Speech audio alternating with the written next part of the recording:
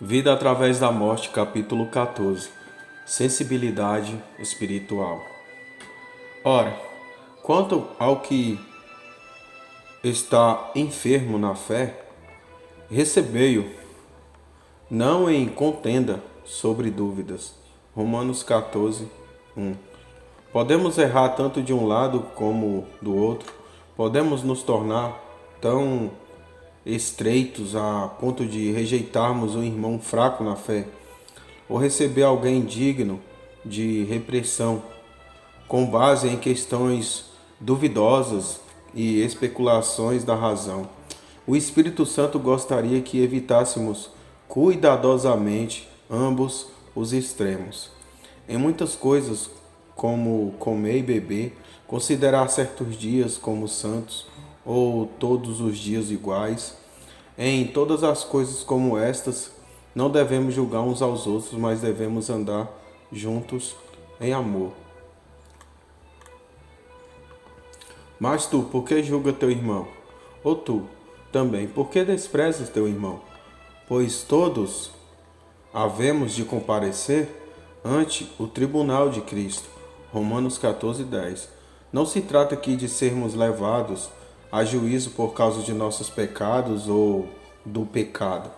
Isto já ficou estabelecido antes nessa epístola, capítulo 8, versículo 1, 33, 34.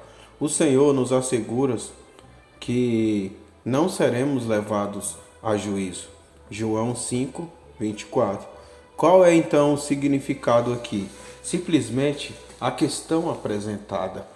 O fato de que todos serão colocados diante de Deus, o qual não pode cometer um erro naquilo que ele aprova, deveria ser uma prova salutar a nos prevenir do injurioso hábito de julgarmos uns aos outros, de maneira que cada um de nós dará conta de si mesmo a Deus, assim que não nos julguemos mais uns aos outros. Romanos 14, 12, 13. É claro que isso não nos ensina a sermos indiferentes quando a pessoa de Cristo ou a verdade que nele há é atacada. Paulo teve que resistir até mesmo a Pedro, mas aqui nos é ensinado a não por tropeço ou escândalo ao irmão. Romanos 14, 13. Por tropeço é não andar segundo o amor. Um irmão fraco que me veja comendo coisas oferecidas aos ídolos pode ser levado a fazer o mesmo.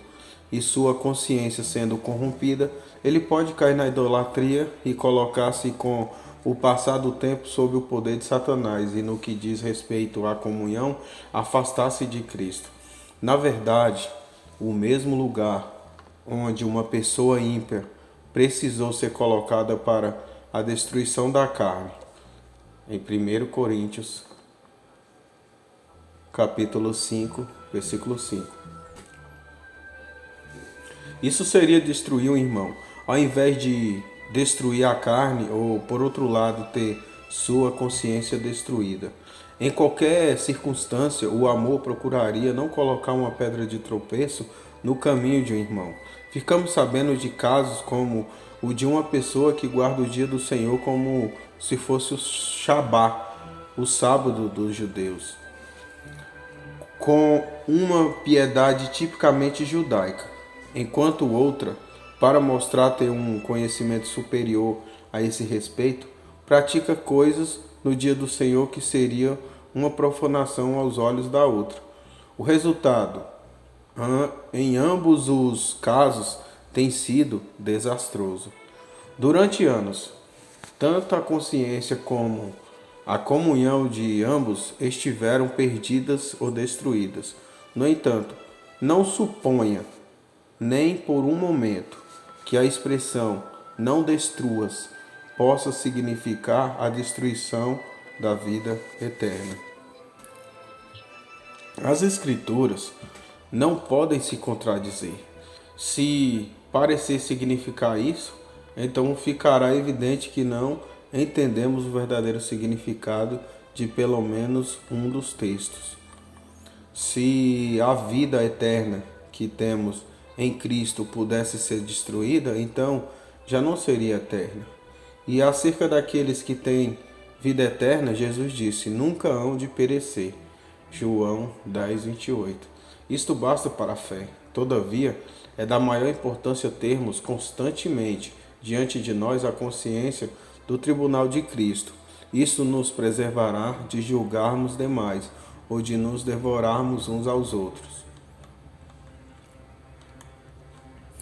O grande tema aqui é servir a Cristo de modo aceitável a Deus, porque o reino de Deus não é comida nem bebida, mas justiça e paz e alegria no Espírito Santo. Porque quem nisto serve a Cristo agradável a Deus e aceito aos homens. Romanos 14, 17 e 18. Estas são palavras preciosas: justiça, paz e alegria no Espírito Santo. Se Deus reinar em nossos corações, haverá consistência, haverá aquilo que é condizente com o santo lugar em que nos encontramos. Portanto, sigamos, pois as coisas que servem para a paz e para a edificação de uns para com os outros. Romanos 14, 19. Isso nos levará a evitarmos fazer qualquer coisa, seja comer carne ou beber vinho, com que o irmão possa se escandalizar. Todavia, isso não deve nos levar a comprometer o Evangelho. Se Paulo tivesse se recusado a comer com os gentios a fim de não escandalizar Pedro, aquilo não teria servido para edificação, mas teria comprometido o Evangelho. Seria o mesmo que dizer que Cristo não é suficiente para a sua salvação eterna, que você precisa também guardar a lei. Isso porque, para alguns, a lei era considerada superior a Cristo. De modo semelhante, se uma sociedade de homens viesse a dizer que Cristo só não é suficiente para a libertação de um pecador e para a sua completa salvação, e que você deveria assumir perante eles o compromisso de não beber vinho, não seria fé, amor ou edificação. Você comprometeu o Evangelho sujeitando-se a isso. Isso logo o levaria, como os mestres judaizantes, a apartar-se de Cristo. Se Cristo não tiver a preeminência, algo mais logo terá. Satanás sempre procura usar coisas boas para tirar o lugar que é devido a Cristo. A lei é boa, a temperança é boa, mas vigiemos para que nenhuma delas venha a roubar-nos de Cristo. Precisamos nos amparar à direita e à esquerda. 2 Coríntios 6:7. Estes comentários são dirigidos para os casos em que a temperança é colocada no lugar de Cristo. Que cada um de nós esteja plenamente persuadido em sua própria mente. E lembremos-nos de que tudo o que não é de fé é pecado. Romanos 14, 23. Questionemo-nos na presença de Deus. Será que preciso disso para meu corpo que pertence ao Senhor? Será que há algum irmão que conheço que ficará escandalizado se eu tomar isso? Faço isso por fé? É agradável ao Senhor que eu tome ou faça isto? E sejamos bem cuidadosos em não nos gloriarmos nesses assuntos, ou em julgarmos nosso irmão. Tens fé? Tenha a ti mesmo diante de Deus. Bem-aventurado aquele que não se condena a si mesmo naquilo que aprova. Romanos 14, 22. Cheguemos ao final do capítulo 14.